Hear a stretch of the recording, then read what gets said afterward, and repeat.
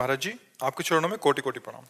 महाराज जी, यदि कोई लड़की छेड़छाड़ या शारीरिक उत्पीड़न का शिकार कार्य क्षेत्र या घर पर हुई हो और महाराज जी का अनुसरण करने के बाद भी यदि वो उस व्यक्ति को माफ नहीं कर सकती और आघात के साथ आगे नहीं बढ़ पा रही, तो क्या किया जाना चाहिए? इस संदर्भ में महाराज जी।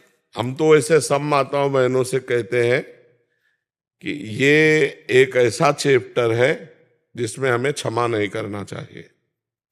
अगर भूल आपको दिखाई दे रही कि सुधरने लायक आदमी से गलती हो गई तो क्षमा कर देना चाहिए। वो आंखों से दिखाई देता है।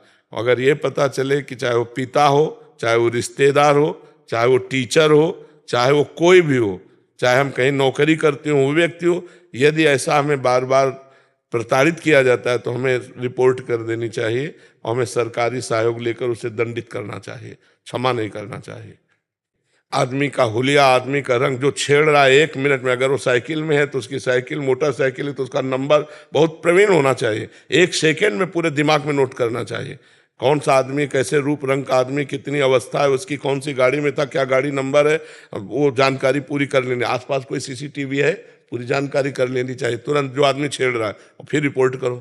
अपने आप डंडा चलेगा अपने आप उनको, और ऐसे चाहिए। लेकिन इतने लोग हैं आजकल कि किसी बहन बेटी को कोई छेड़ रहा है, वो मोबाइल से भले पिक्चर बना लेंगे और चले जाएंगे।